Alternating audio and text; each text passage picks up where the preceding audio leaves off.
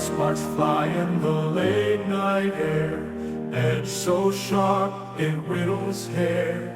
Jim Skelton speaks in a voice so pure, forever recognizable, his tenure endures. He lays it out for the maker's creed, a trusted voice which is what we need. Blades with history and tales to tell, Jim's the map that guides so well. Narration of truth in a world of chills, knowledge tested and screamed from the hills. Educating the world and sharpening minds, he stops the blind from leading the blind.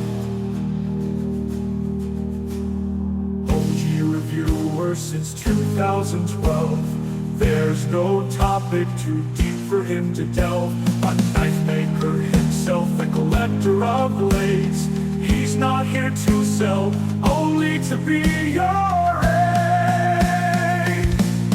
Maker glides if their work gets his praise, legends born from his early days. So sit back and Hey guys, Jim here. Welcome back to the channel once again. Thank you so much, as always, for joining me. If you're not already subscribed and you don't know when I do these uploads, you definitely should subscribe so that you get notified and you can catch all the cool new stuff as it comes out. Today we're going to be looking at a brand new offering from Remette Knives called the RT Woodpecker. And this is done in crystallized titanium. It's a hidden hardware design, and there's a proprietary locking and disassembly of the frame, which I think people are going to really appreciate the ingenuity that went into this.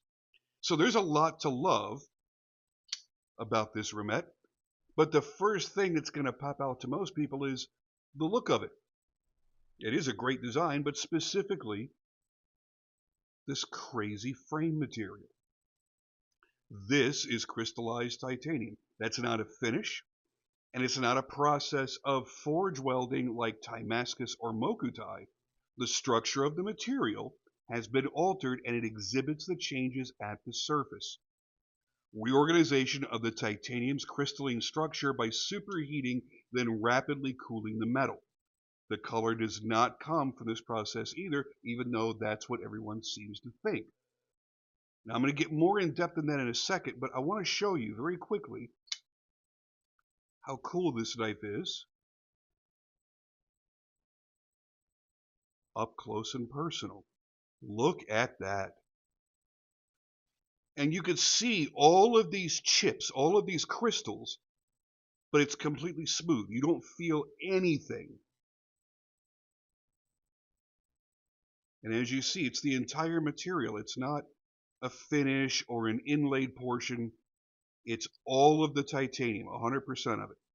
And they've used this crystallized titanium for the front side scale, the back side scale, the pocket clip, and the back spacer.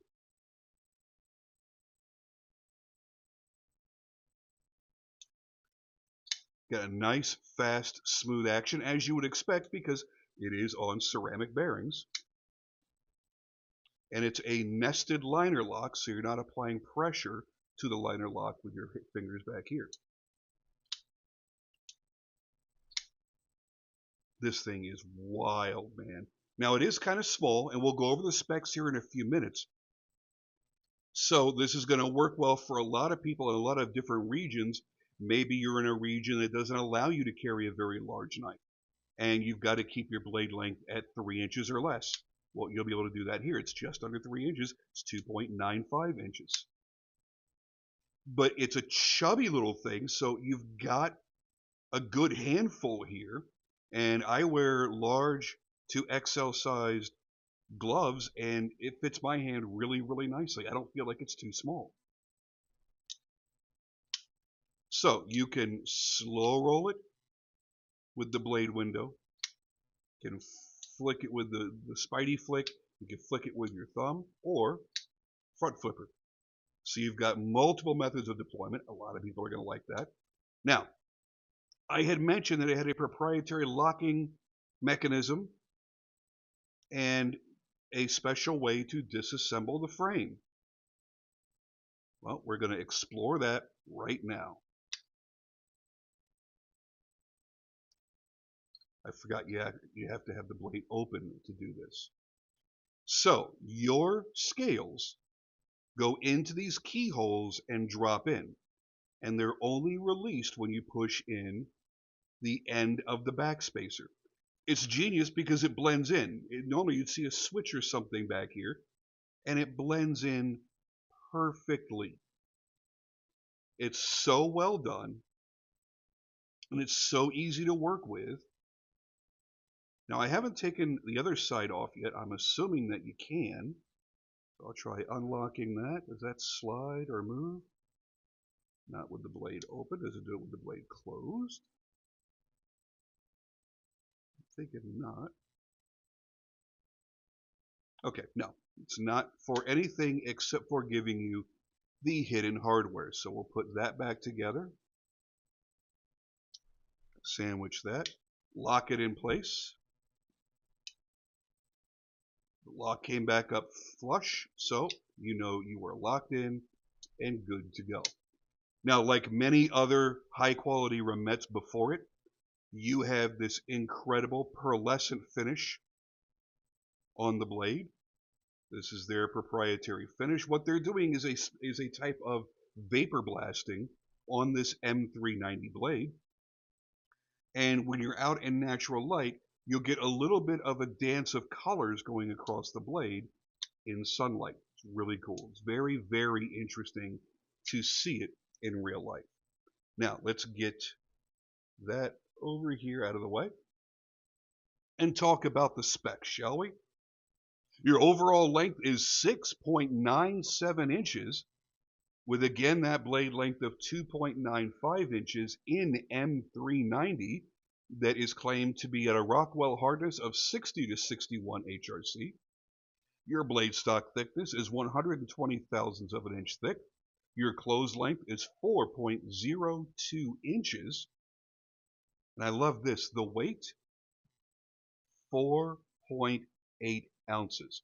So it's lightweight, okay, so it's not an overbearing knife in any way, but it's not so lightweight that it feels cheap and chintzy and you almost can't tell you've got it.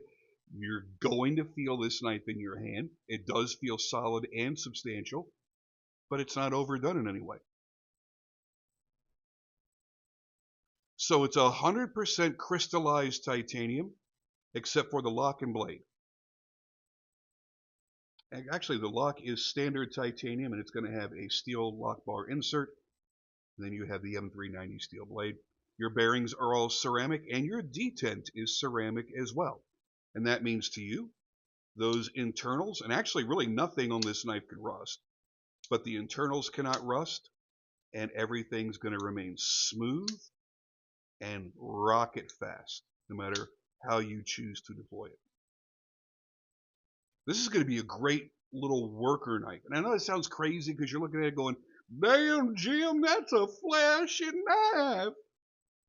And it is kind of flashy. I'll agree with you on that. I'm not sure what the fuck your accent's all about, but yeah, it is a little bit flashy. My Jack Wolf knives, and they're back here. That's for my microphone. I apologize. And I just debuted this just a few weeks ago. That just went on sale. And this was my first knife with crystallized titanium. And yeah, I like it because it is a little bit PIMP. But the way that this feels in your hand, it doesn't feel like it's a fancy schmancy knife. This feels like it wants to get put to work. And quite honestly, with this blade shape, with that little bit of belly that this reverse Tanto's got, the way it's shaped overall, the way it feels in the hand, this would be a really great daily work knife. And they did an excellent job bringing out the green. Let's talk a little bit more about the crystallization process. So you're basically heat treating titanium just like we would steel for making the blade, okay? So, but it's to a lesser practical effect. You don't need this titanium to perform the same way steel does. So you're not going to take it up as hard. You're not going to be looking for the same degree of hardness or toughness because you're really doing this for an aesthetic. If you superheat this titanium, but keep it below its melting point, when you hit that critical temp, the structure of the titanium will change in front of your eyes. You can actually watch it happening. And it changes into splinter-like or flake-type structures. There's a purification step, and then on to heating stage, keeping it just under 2195 Fahrenheit. Then controlled cooling takes place. Now, if you were to do really rapid cooling, that provides a tighter pattern, from what I understand, of smaller crystals. And if you go slower, it will yield larger structures in the material. Now, after this, the titanium can be annealed if it needs to be flexible and still remain strong. Think of if you were doing this in a frame lock, you'd want some flexibility and you want to retain some of the memory in that material. So you would want to at least anneal the lock side. Only after the crystallization process is complete will the material be colored. So it's done and it's finished. You're polishing it or brushing it, whatever finish you're doing. And then you're anodizing it to the color of your choice.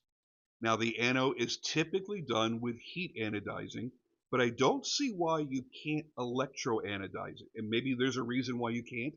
I don't see why not. It's still titanium, but traditionally it has been done with heat. I don't know how they're doing it here at Remette, because I'm not privy to see into their factories, but that's the way it's usually done. Now you'll notice here you've also got a slot in the pocket clip, and that is absolutely a slot for tritium. And that is exactly what I would do with that if I were you. Drop in a little tritium tube. Yeah, tritium's not anywhere near what it was before the great scam of 2020, but you can still get a tube of that size. Was it a 1x6 for about $10 a tube? You know where to shop, and take the risk of ordering it in yourself, and it doesn't get confiscated, and you're all set. And you got this is such a futuristic, wicked, wild little knife that would just complete it, wouldn't it? Oh yeah. You've got a couple of colors in the crystallized titanium you choose from. The green here, I think, is the standout. It definitely is the peacock of the group. The blue is still beautiful and rich looking, but it's a little bit more subdued. So it entirely depends on how extra you feel like being today. Anyway, that is the RT Woodpecker. Thank you guys for joining me. I was so happy to come out here and share this with you. And I'll see you on the next video.